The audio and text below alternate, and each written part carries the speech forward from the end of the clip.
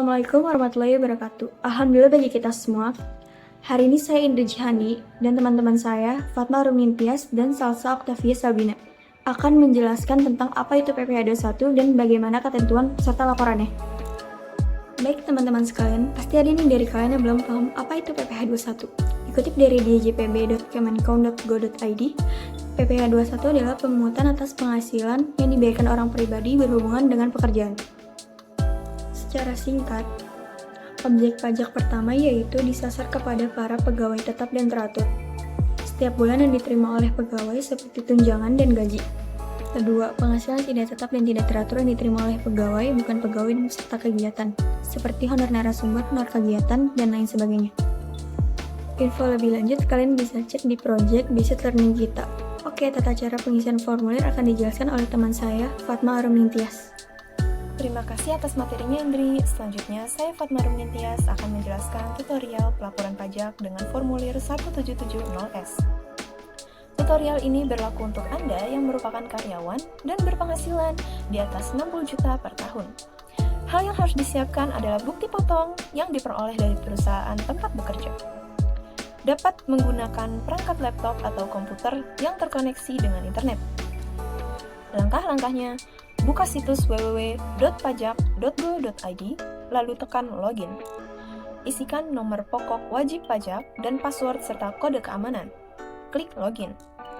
Di dashboard layanan perpajakan digital, pada tab lapor, klik icon e-form. Pastikan perangkat sudah terinstall Adobe Acrobat Reader. Kemudian, klik buat SPT. Di sini akan ada pertanyaan terkait status. Klik e-form SPT tahunan orang pribadi formulir 1770S. Tahapan pertama dalam pengisian, yaitu isi data formulir. Isi tahun pajak, isi status SPT normal, dan status pembetulan. Ini dipilih jika wajib pajak akan melakukan pembetulan atas SPT yang sudah disampaikan sebelumnya. Selanjutnya, klik tombol unduh formulir. Sistem akan secara otomatis mendownload e-form. Buka e-form yang telah berhasil diunduh. Kemudian pada lampiran 2, bagian A, isikan data penghasilan final sesuai dengan bukti potong yang diterima. Isikan nilai penghasilan bruto dan PPh terutang. Sistem akan menghitung total PPh final terutang secara otomatis. Pada bagian B, isikan daftar harta yang Anda miliki pada akhir tahun. Data harta yang telah Anda input pada tahun sebelumnya akan otomatis ditampilkan. Silahkan lakukan penyesuaian bila terdapat data yang bertambah atau berkurang. Jika Anda ingin menambahkan data harta lainnya, klik tambah. Pilih kode harta sesuai dengan jenis harta, isikan keterangan nama harta dan tahun perolehan. Pada kolom dengan perolehan, cantumkan nilai pada saat Anda memperoleh harta.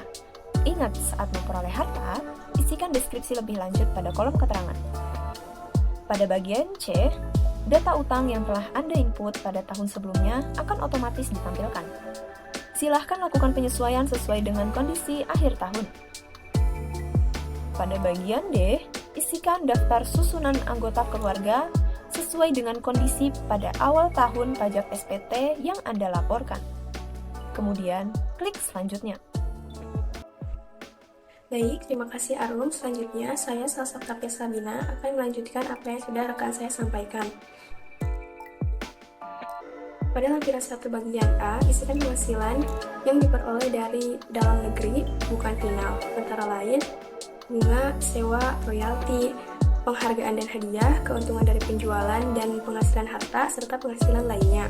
Pada bagian B, isikan penghasilan yang tidak termasuk objek pajak sesuai dengan pasal 4 ayat 3 Undang-Undang Pajak Penghasilan. Pada bagian C, isikan NPWP pemotong yang valid, nama pemotong, nomor bukti, tanggal bukti, kode pasal jumlah PPh yang sesuai dengan bukti potong. Klik langkah selanjutnya, lengkapi data identitas, isikan status kewajiban perpajakan suami atau istri. Anda akan diarahkan untuk mengisi status penghasilan tidak kena pajak pada poin B7. Data yang diinput dalam formulir sebelumnya otomatis akan dipindahkan pada halaman ini. Kemudian, isikan jumlah penghasilan neto dalam negeri pada bagian A.1 apabila Anda memiliki penghasilan sebagai berikut. Silakan isikan nilai pada kolom yang tersedia. Pada poin 14, silakan isi jumlah angsuran bulan yang telah dibayar. Dalam hal Anda membayar STP pajak PPh pasal 25, silakan masukkan nominal pokok pajak. Jika SPT nihil, dapat dilanjutkan dengan pengisian pada poin G. Jika SPT Anda kurang bayar, silakan isikan tanggal pelunasan PPh kurang bayar. Pada poin F18, Anda dapat menentukan angsuran PPh pasal 25 pada tahun pajak berikut. Pada poin G, pilih dokumen yang akan Anda lampirkan. Isikan tanggal pembuatan SPT dan klik selesai. Silahkan unggah lampiran yang diperlukan, kemudian isikan kode verifikasi yang dikirim melalui email, lalu submit. SPT Anda akan terekam dalam sistem DJP, dan Anda akan menerima bukti pelunasan elektronik sebagai bukti bahwa Anda telah melaporkan. Baik, mungkin itu saja yang bisa saya sampaikan. Selanjutnya, kita kembali kepada Indri.